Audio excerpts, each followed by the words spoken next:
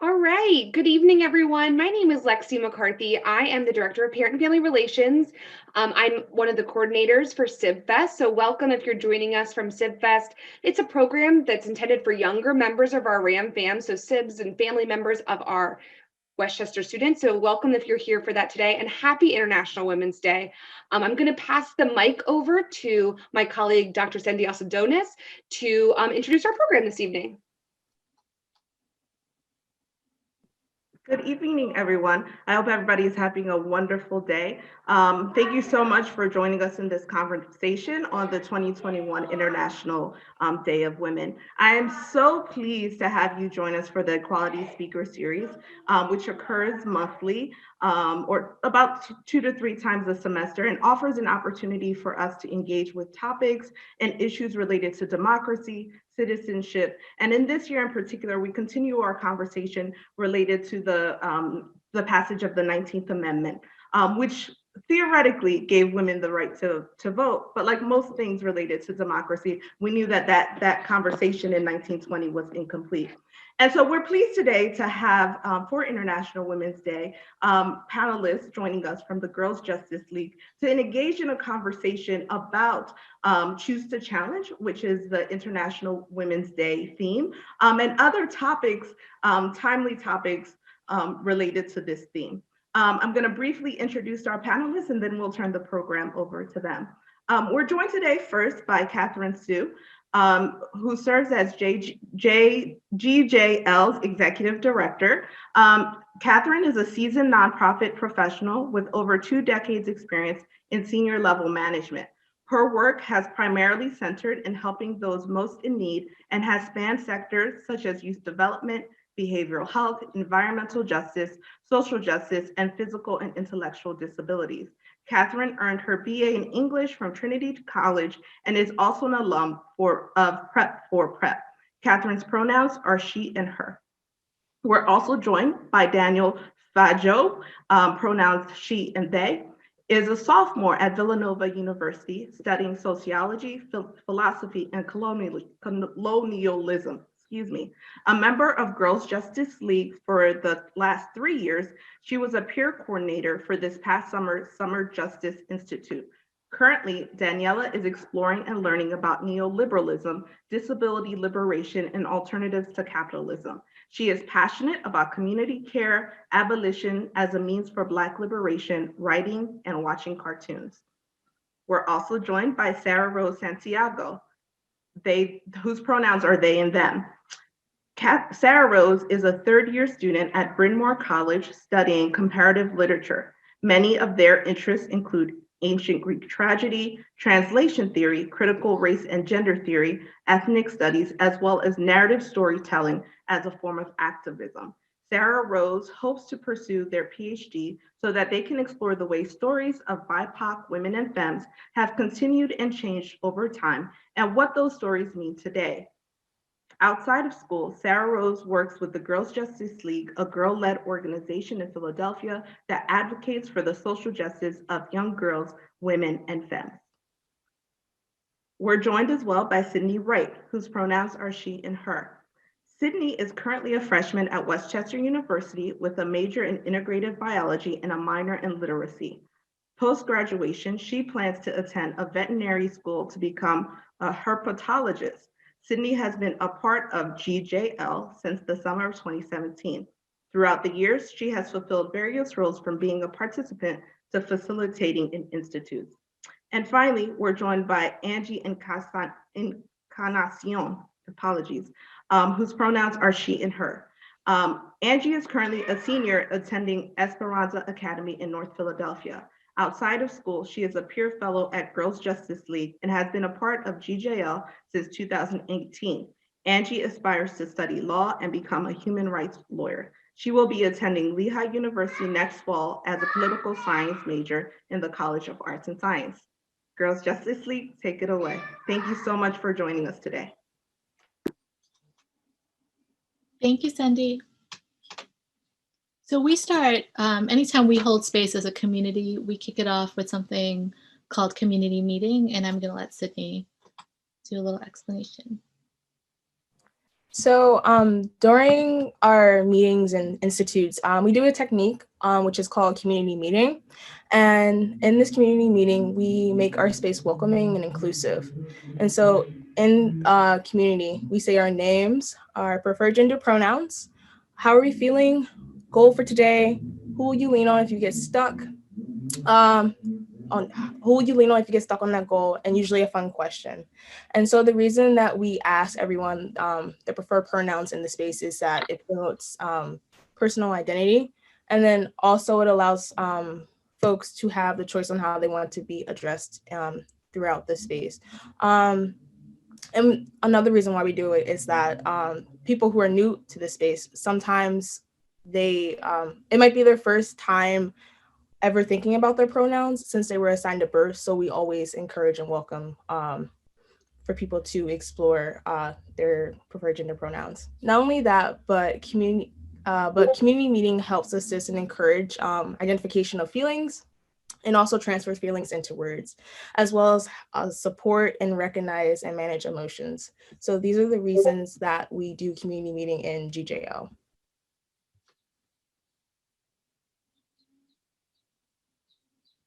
Did we have a question? Sorry. Oh, good. Do we have a spicy question? Let's talk about culture diet today. What's in your culture diet for a spicy question?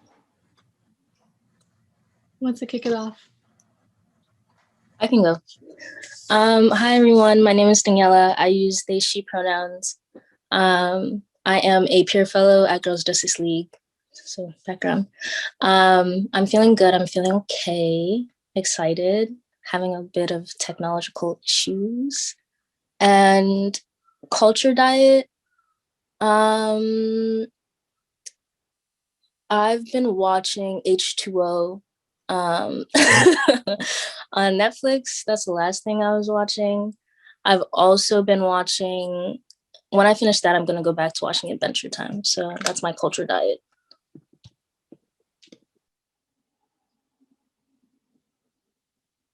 I can go since I can't mute myself right now. Also technological issues.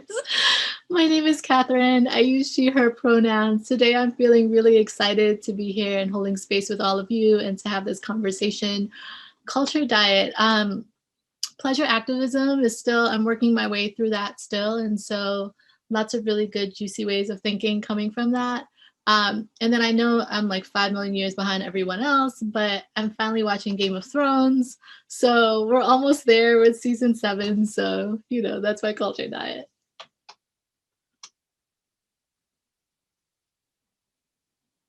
Hi everyone, my name is Sydney. My pronouns are she and her. Today I'm feeling really good. I'm a tad bit tired, but other than that, I'm feeling good. Culture diet. I've been watching a lot of criminal shows, such as like Criminal Minds, Law and Order SVU. I've just been binge watching a lot of criminal shows.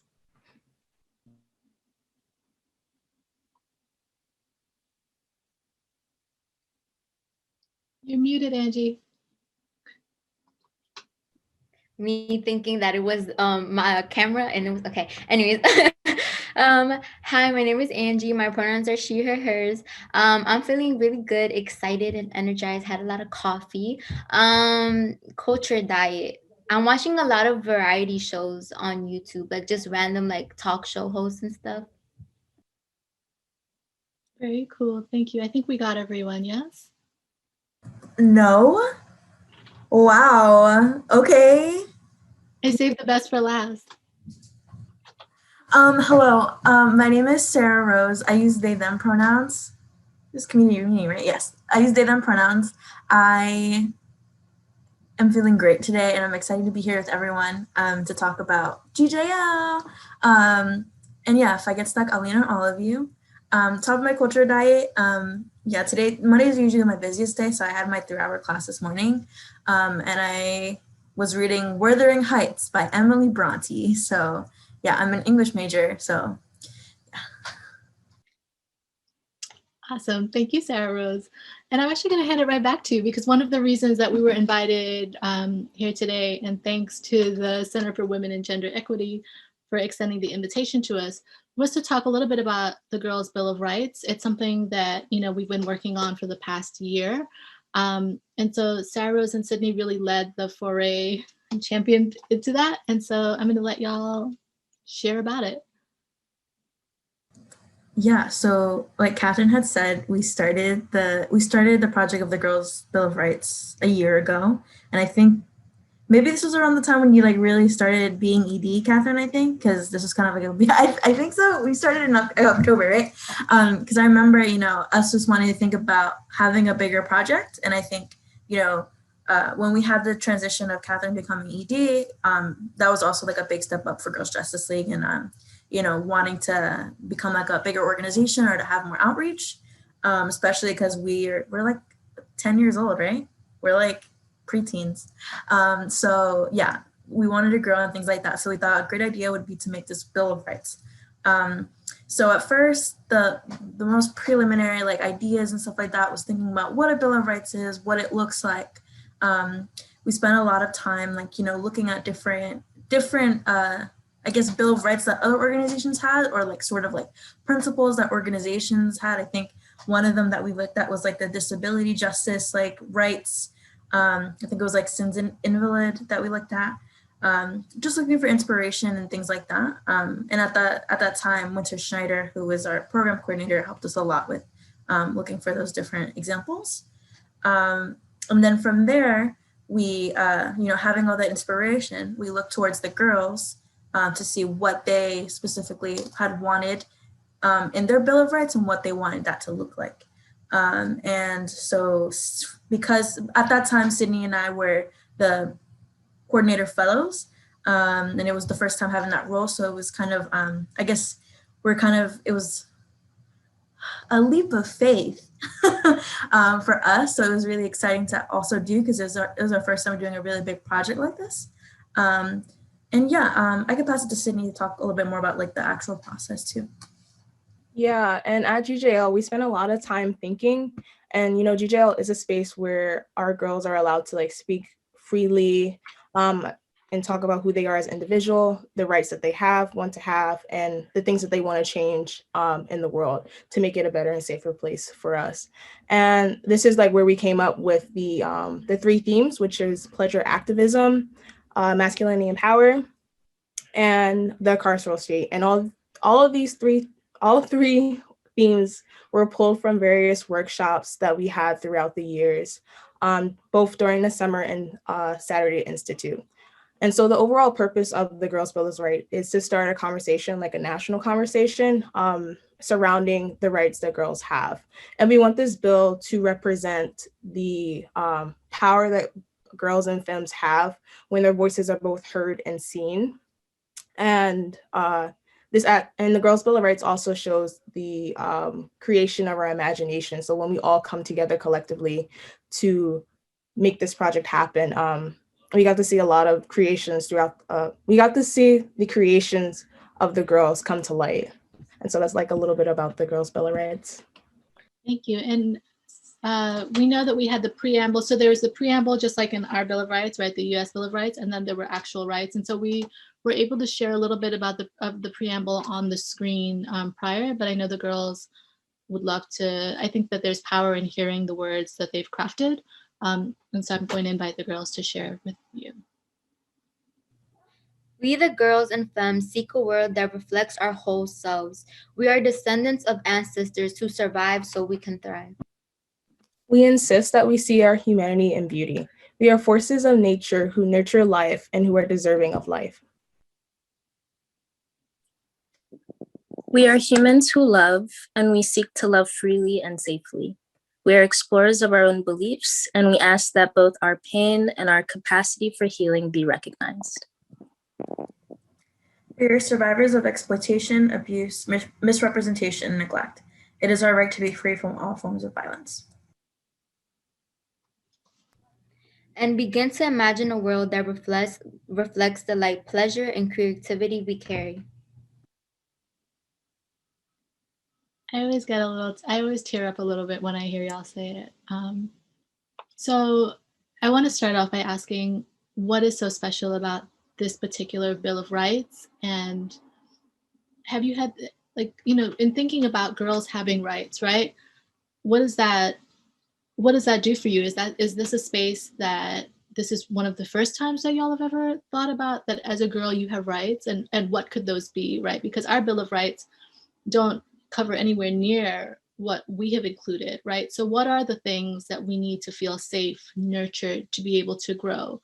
And why is that so important?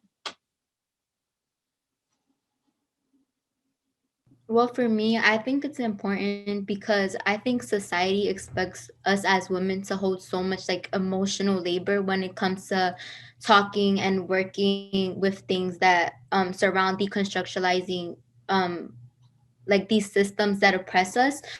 So I think that the Girl Bill of Rights allows us to be like, hey, this is the world that we want. This is the world we deserve. And we're not the only ones putting in the work. You have to put in the work too.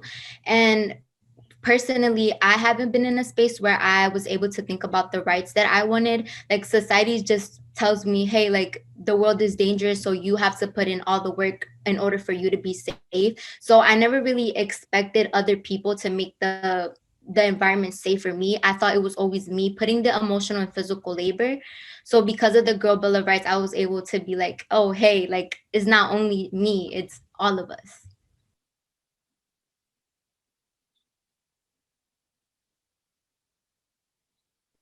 Going off of what Angie said, like the decision of how we want people to like care for us and approach for us was always made by other people but us.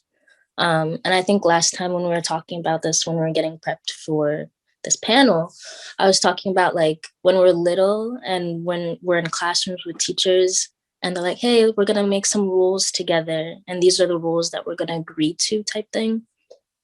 And to a certain extent, it was a collective, collaborative thing. But at the end of the day, it was only the teacher who was writing those rules up on the board. And when we think about like larger systems that we're in relationship to, there's not actual active consent that's happening in terms of these rights or these rules that we're expected to abide by. So I think that in creating the Girls' Bill of Rights and just the process and the action of doing it together, for me was one of the few times where I was actively participating and writing down on paper and deciding for myself, like, these are the things that I deserve. And I think that's the same for a lot of girls who are with us too. To me, the Girls' Bill of Rights also served as a wake-up call, just to see how many rights that like we wrote down that should be afforded to us but aren't necessarily given.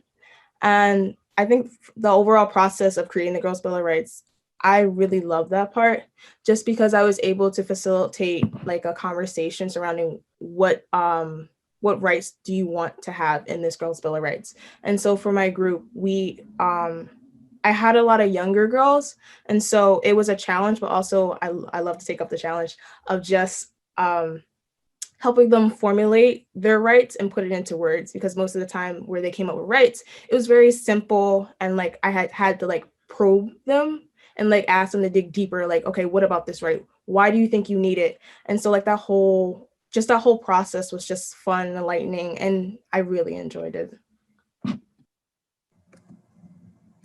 I think for me, I guess the collectivity of it all and the fact that we all kind of came together. One thing that we forgot to mention was that, you know, all this work really started when the pandemic had hit.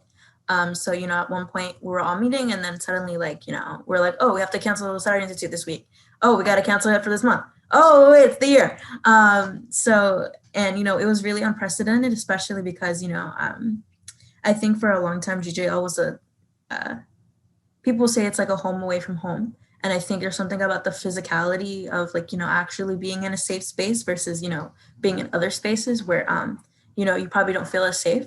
But, you know, when everything went virtual, and we were still doing all of this really important work, you know, it was hard at first to kind of try to communicate in those ways, but we all knew that it was something that we definitely wanted to do. So it was pretty seamless and, trying to communicate with the girls and being like, we need XYZ, we have to do this thing. And even just on Cindy and I's end, like, having to navigate, like, starting school online and, this being like, something we had been in for a few years already. And, this was our job, having to communicate more so online was, a challenge. But I think it really like showed like testifies to the strength that we have together to our collectivity. I think that's the word. Yeah, so that's like what I really took away from the Girls Bill of Rights, just kind of like just like the strength of all of us together. When we really want to do something, no matter what, we'll get it done. Thank you. And I think that there's some really powerful words in here, and there's a lot of claiming of experience, both lived and historical, of needs for nurture, to be free of sexual violence, to not be sexualized. These are things that, I think outsiders might consider radical, even though they really shouldn't be, because what we're asking for is basic human dignity in lots of ways. And so I know that we have a wide audience today. And so I'm going to throw a question that isn't in the list that we had thought about. I know, shocker. But if our preamble, if our Bill of Rights, if just the notion that girls can have their own Bill of Rights is going to be shared anywhere with anyone, what would you hope that a girl would take away from it? What's the heart-centered work of sharing that for y'all?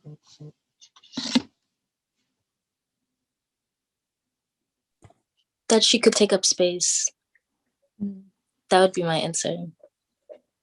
And I'm using she, her pronouns, assuming that she uses she, her pronouns. But yeah, I would want them to think that they can take up as much space as possible. I think that's, we have like, one of our themes was the carceral state. And I think one thing we realized while we were making our rights or finalizing our rights was how much our rights had to do with our bodies. Mm-hmm. And how much our rights had to do with how much space we were allowed to take up and how our interactions with other people allowed us to take up space or like dictated that. So I feel like my hope would be for someone reading our rights to recognize that they can take up as much space as they want to, whenever they want to, however they so please. So yeah. Anyone else before we pivot? It's okay if Danielle is the only one. I was thinking, I guess like the confidence to like affirm yourself in public, because I feel like a lot of the times I don't like, I think, I guess sometimes women are like scared to say like, I'm smart or I'm brave or I'm beautiful, like actually like to other people or say it out loud. So I think, the thing about the Girls Bill of Rights is I feel like a lot of it's like written like affirmations. So when you say them out loud, it feels powerful. So I think that's another thing, like that you can affirm yourself, in front of other people. So Sydney, in her response around working with younger girls, mentioned that it was a challenge and that she was up for the challenge, and she definitely was. Y'all banged it out. But this year's hashtag is Choose to Challenge, right, for International Women's Day. And so, I guess the question is, what do you choose to challenge? How do we feel about that hashtag, right? What are the thoughts about that? Challenge on International Women's Day. There's lots of thoughts that I have kind of, but I want to kick it over to y'all and, International Women's Day, choose the challenge. Where are we at? Yeah, I think the hashtag choose to challenge, for me, I'm not really sure how I feel about it. Like, I can't tell you a specific word, but like what I was saying earlier about like emotional labor and like physical labor that we have to do as women, I feel like the choose to challenge is basically like forcing you to take on that labor, because it's saying that you have to be the one to like challenge yourself in the world. So I'm not really sure how I feel about that, because one thing like that GJL is really about is putting yourself first in some ways. Like putting your mental health first. Like, we're all about self-love, and even though we want to do this activist work and we want to put ourselves out there and create change, we have to make sure that we're in check before we do all of that. So yeah, that's how I feel about it. I feel kind of iffy about it. I mean, the hashtag is catchy, so if like you can remember it right off the bat, but I think like the message that they're trying to send is quite different than what they put in the hashtag, like the words.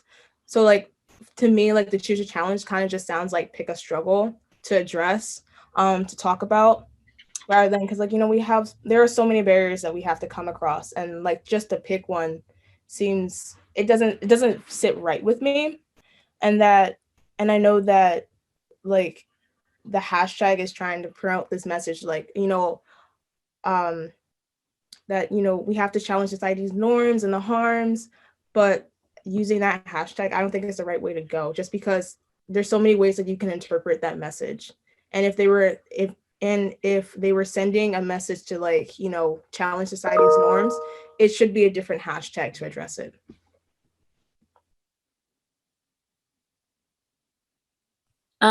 I think this was funny because they're making it sound like I have a choice, and I just don't have a choice. My existence in and of itself is a challenge to the powers that be. So coming over here being like hashtag choose, I'm like, bruh, y'all are late to the party, tardy to the party. I already been challenging from the jump. So yeah, that's the gag. It does give very white feministy veils to it as well. Going off of what Sydney was saying about asking me to pick a struggle, when we live, I think Audre Lorde says it, like, there's no such thing as a single issue thing. We live multidimensional lives, right? And there's multidimensional issues. So all of these issues are intertwined with each other. So there's no such thing as being able to choose a singular thing to challenge. And I think we do that with our work at GJL in terms of always being able to, like, we offer during our Saturday Institutes like a wide breadth of topics and issues, always being able to build off and relate them to each other because they're all related to each other. And I think that choosing to challenge tries to make a narrow focus of something that's actually very wide and very broad. Yeah.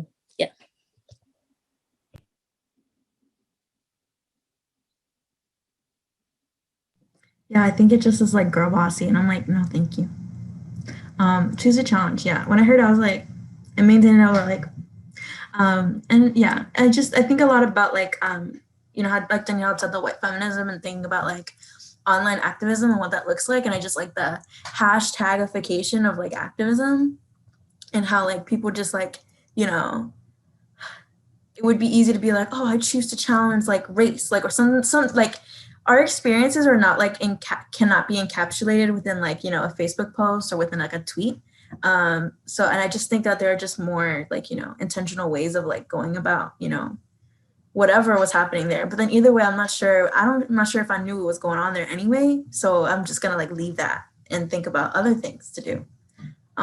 Yeah. So if not choose to challenge, what would you have preferred? What would have felt more in line or aligned, more centered? Because I agree with all of you that it's super problematic, right? Because not everyone has a choice. My choice is going to be different than Sydney's or Daniela's or Angie's or Sarah's, right? And but it's become a really popular way for people to kind of motivate and kind of gain momentum. And so if we were writing that International Women's Day narrative, what would we have said? What would we have done differently? I'm gonna be in so much trouble after this panel, y'all. For those of you who can't see, these are all my bosses, because GJL is girls led, and that basically means that y'all are looking at my bosses. So later, I'm pretty sure we're gonna have a come to Jesus conversation about this last question, but I just bought y'all an extra 30 seconds of thinking time. I hope you were using it. I was just gonna say we would probably drop our Venmos. Redistribute your wealth. We would provide actual avenues to do direct action to impact our communities and actually challenge the systems that impact girls. Yeah, that's what we would do differently. I like that. I was gonna say, I feel like we're already doing stuff. You know, when people are like, "Oh, what are you gonna do about that?" and I'm like, "Let me just pull out my spiel on Girls Justice League," like, you know. And I just think, you know, I don't know. I guess some people start later than others, or they have their own like when they start, whatever. But it's not, you don't start or stop. You just always was doing the work. And I guess there's just like a level to like how you're actually engaged in the conversation with other people. But like on a GJL level, like if it's not choose to challenge, then what is it? Like, Catherine, we're already doing it. Like, I know, but this is an international day, right? This has not that, you know, maybe we'll have GJL in every city in every country around the world, right? That's the dream. Or the dream really is for us to be unnecessary, but we're not there yet. So yeah. What is the push? You know, is it we just send out these Girl Bill of Rights to every corner of the earth and we're like, y'all do it and we'll help? Like, what is it, right? So I think that that's really where the question is coming from, is that we don't have an international platform, and the voices that do have the international platform tend to be white feministy, right? And also they think that like International Women's Day is once a year. Like, you know, like it's we're always doing this work every single day. And I think it's, you know, it's also a remnant of the people that like go to like the Women's March. In fact, like suddenly everyone's like pussy hats and like we're all feminists. And I'm like, okay, like where were you like, I don't know, a week ago when XYZ, or where are you when a Black woman needs XYZ, you know? So I guess the real, and like my real, like, you know, just talking about like, no, this is actually every day. And also like, here's what intersectionality is. I think that that's wonderful and super, super valid, right? I mean, are things like, and this is just like an off the cuff question, but are things like International Women's Day kind of just tokenist kind of holiday? Is she? I don't even know. It's not a holiday. I don't get any extra money or a day off or anything for it. But what does it really mean? Maybe that's the next thing, Sarah, is that we'll start pushing for extras for women on that day. I don't know. But is that a thing too, that we have these, you know, kind of tokenish marker days where people get real geared up and they kind of, you know, they assuage guilt maybe, and so people aren't doing the work every day? Is that a fair assumption? Is that a fair thing for me to say? What do y'all think?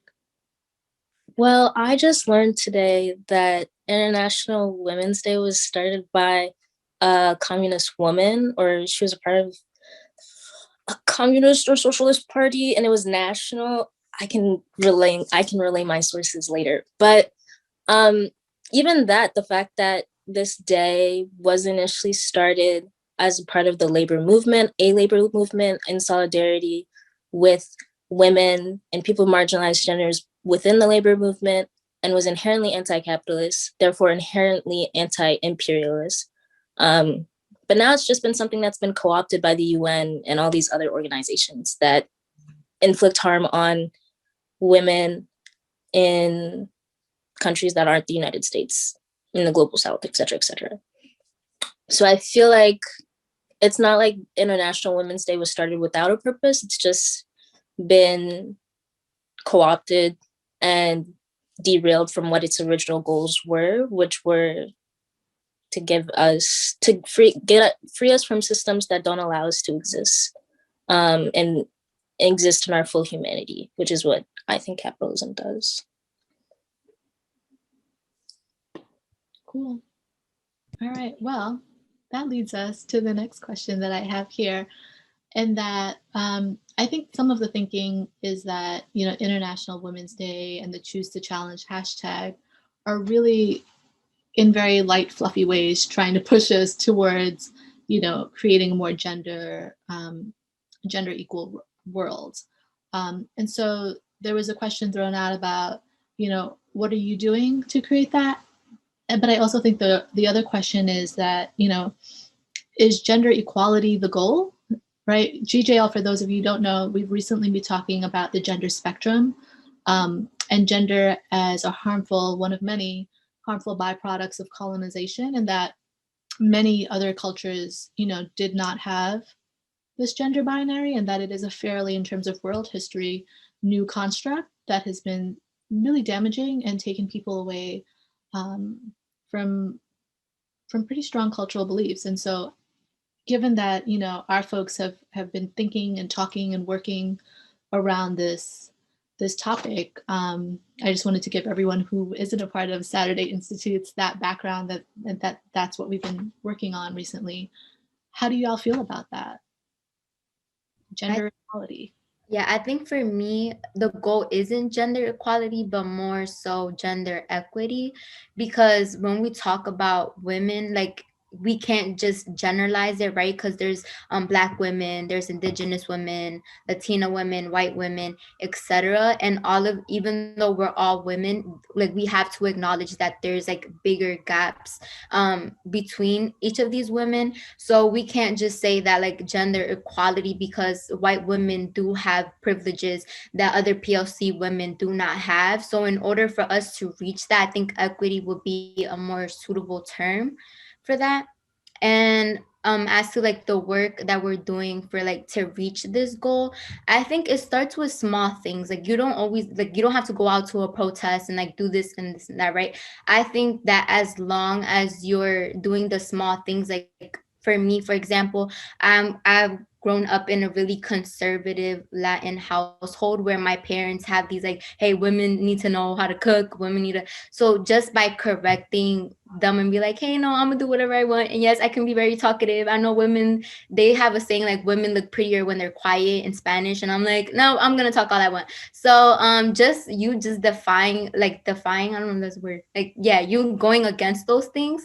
I think you're already doing the work, even if to some people it may seem small. And I think also what's important to consider is that acknowledging the privilege that certain women have over others, and also providing opportunities that women of color don't necessarily get or afforded. And just like those, like Angie said, like small changes just really make a difference, especially to an individual. And just by doing that, you're helping make the world, a more equitable place. Yeah. I was gonna say, we had a really like intense conversation. I forget when it was. I think it was Sydney's Summer Institute year, 2017. Yeah, I think so. Because at that time, I think we had like a few more white women that had joined Girls Justice League. And at that point, it was like a bit like learning about intersectionality. It had gotten like contentious because it was hard to like, at that point when you learn that like things are harder for Black women than they are for like white women, and how like the experience is like super nuanced, then like suddenly like there's like the side eye, and like, and suddenly like experiences start to feel like invalidated and feelings start to get hurt. And then there's like kind of just like the elephants in the room. And I think we had a really, in-depth conversation with Clarice Bailey, who's the founder of GJL. And they brought up the fact that, is Girls Justice League a racial justice organization or a gender justice organization? And at that point, I was like, I was understanding, I was like, no, we are for girls. This is a gender justice organization. But I think, and I was like probably like 18, 17 at that point. And Cindy was like, I don't know, like 2. So we were just little babies. So back then I was like, yeah, of course, all for girls. But then now that I'm a lot older, I'm just, it's still so all very nuanced. Like, now I'm just understanding just how like complicated it actually is, and, just how intertwined, racial justice and gender justice actually is. I'm still not sure what the actual answer is, and what GJL is doing. But I know, within our methods, we were always trying to be like conscious of, the multifacetedness of everything.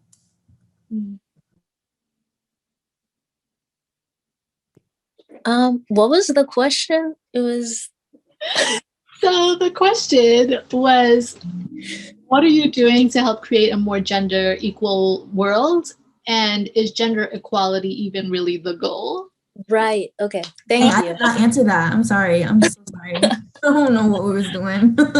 That's okay. You gave, but I think that you, Sarah, highlighted some real tensions, right? Around what do we do with white people in the room and how do we acknowledge and have difficult conversations. And then to realize that even as an organization, we've grown into addressing, our issues as in an intersectional way, to realize that we cannot continue to peel back layers and feel like we can put one thing in one bucket and one thing in another, right? So Daniela, I'm sorry, go ahead.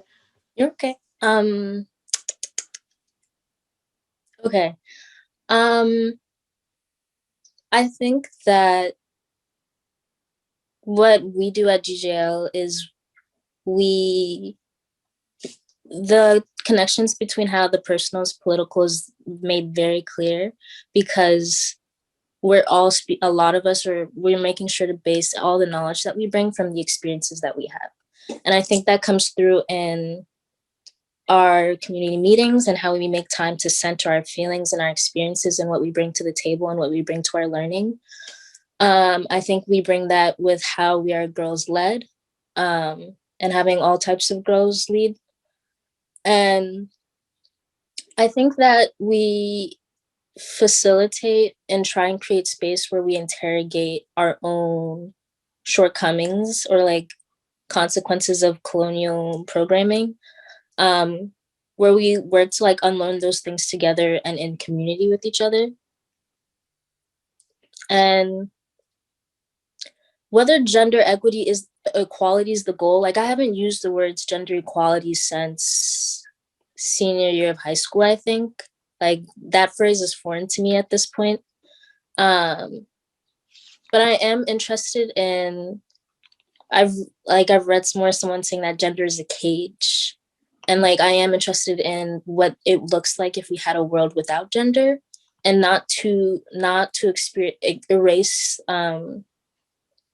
the experiences of like trans people, but like what if we just showed up, and what if we were just bodies that showed up and then decided whether or not we wanted to be a man or a woman or otherwise or both, and otherwise we're just floating and we're just here. What would that world look like?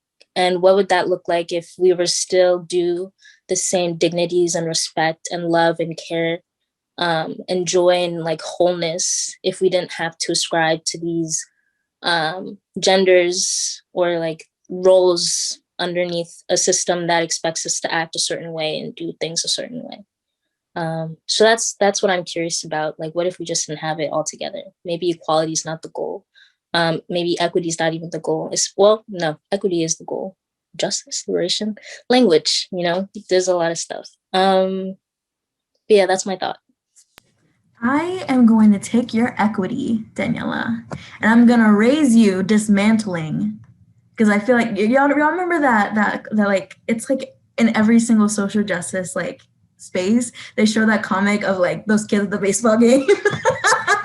I don't know which white person made that, but like it was like, oh my god, equality, and then it's like equity, and then they all have like different, because like I don't know, I think one of them was like in a wheelchair and the other one's like a child, but then like actual dismantling is like there being no gate so everyone can see, or like the system in itself, there's no need to like accommodate, because the system itself it works for everybody, so it just naturally is that way. There's no need to like actually pull and tug and have to ask for things.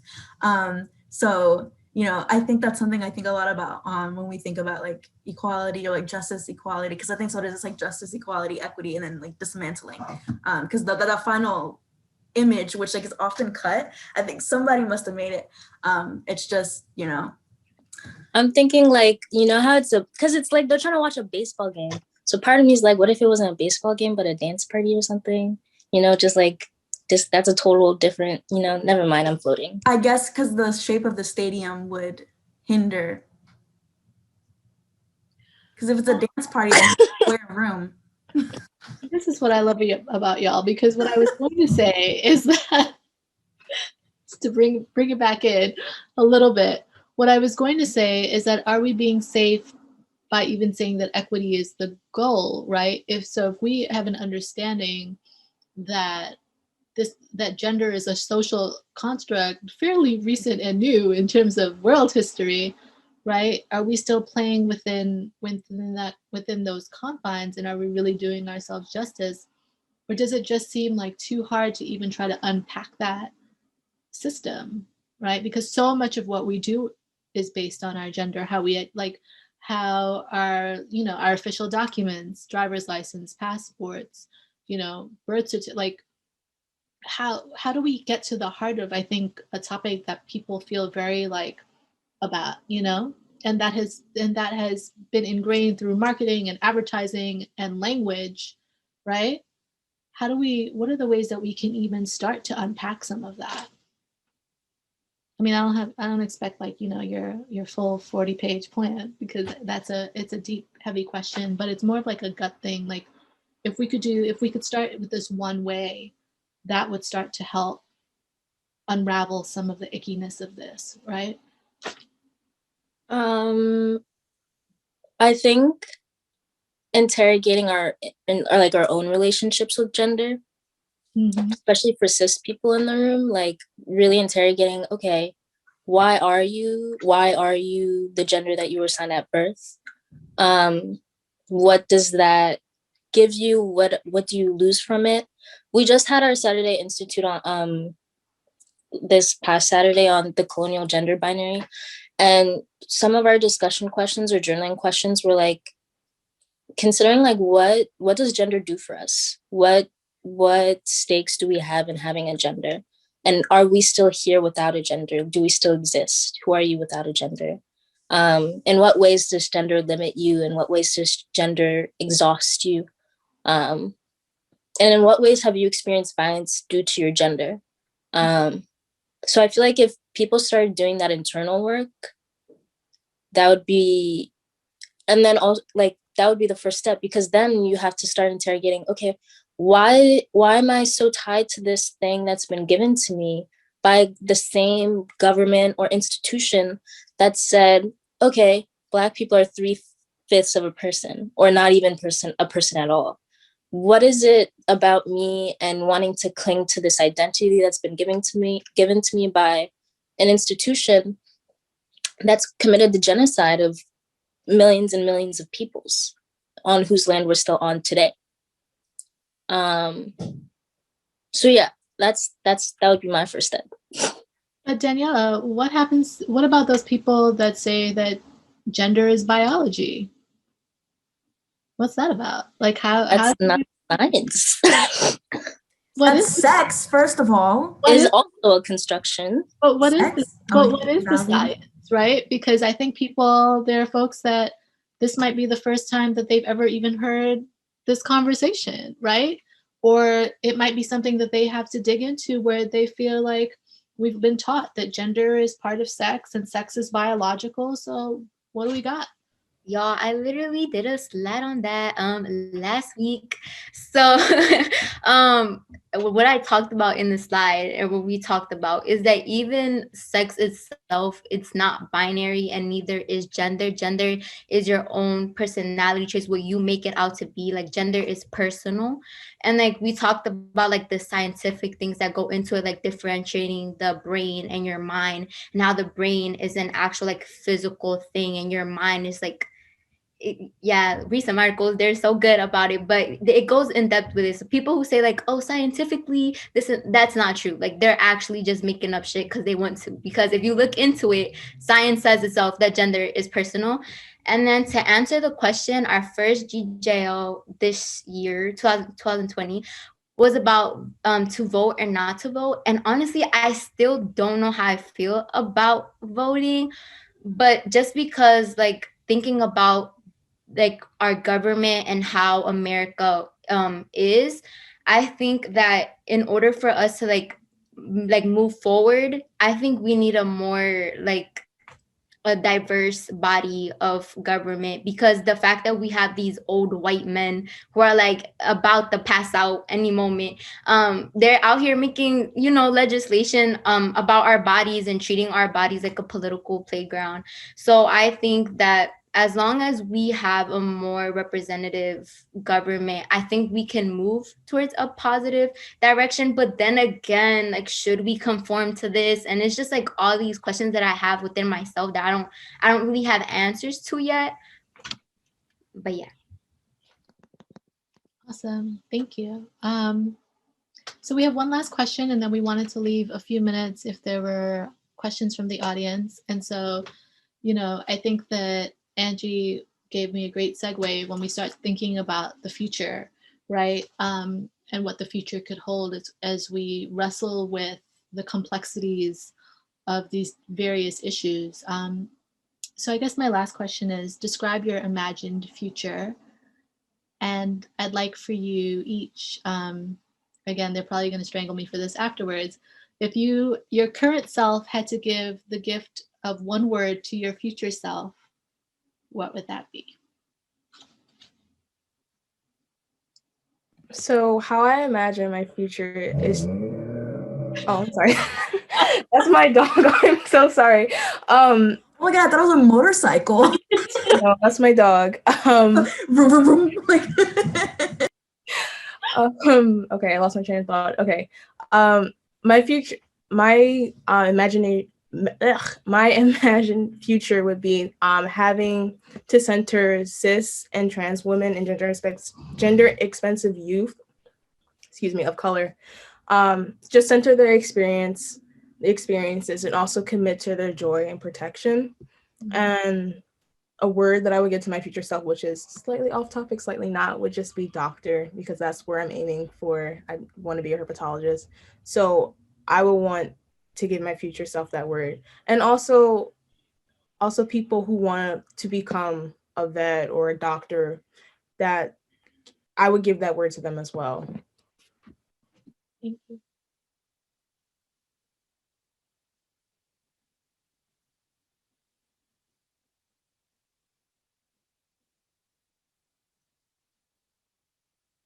I can go. I think my imagined future is one where we have the time and the space to be in deep, intimate relationship with one another. Mm-hmm. And I think that the systems that be don't allow for that, because there's been a lot of harm and violence, and capitalism tells us to be productive. So there's no time to just sit with oneself and know oneself and spend time with others. My imagined future also has healing for Black people. Yes. And then my word is wonder. That's my word for myself.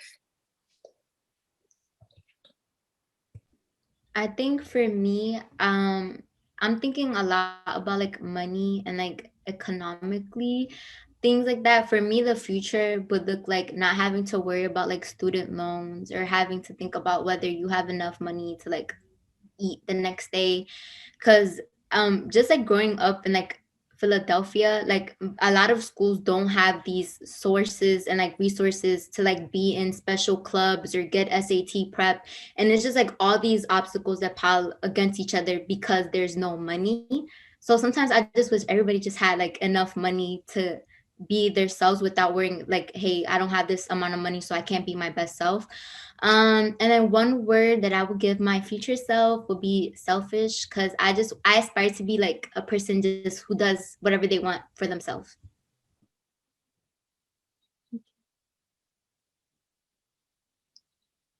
Sarah Rose, will you be participating in this question? Yeah, I don't know. I think right now my future, people are like, oh, 5 years from now, I feel like I'm just trying to do me right now, because, that's just how it is. Yeah, but I guess it's hard to, like actually physically conjure up a world in the future that's like full of justice, or like that what I would want. Like I would want liberation, but what does that look like yet? I feel like it look different for different people. But I think, at the end of the day, as long as like Black trans women are liberated, then that's the liberation for everybody. So I just always would look to them to forge my own, decide what it would look like. And yeah, I guess my word would be like, okay, like everything will be okay. Thank you. Yeah, all right. Well, we have 3 minutes left for any questions. So feel free to pop them in the chat and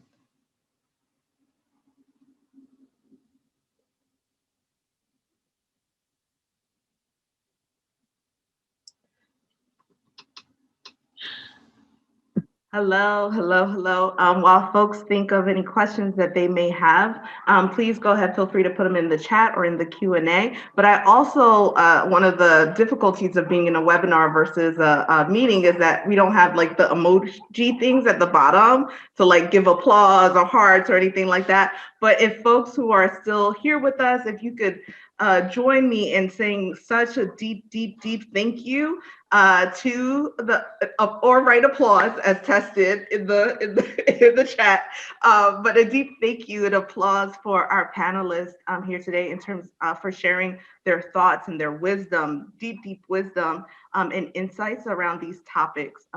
Would be so greatly appreciated, and I certainly want to extend my deep thank you on behalf of the Center for Women and Gender Equity, the Office of so many people. Yes. The Office of Parent and Family Relations, to all of you for joining us today and sharing so much with us.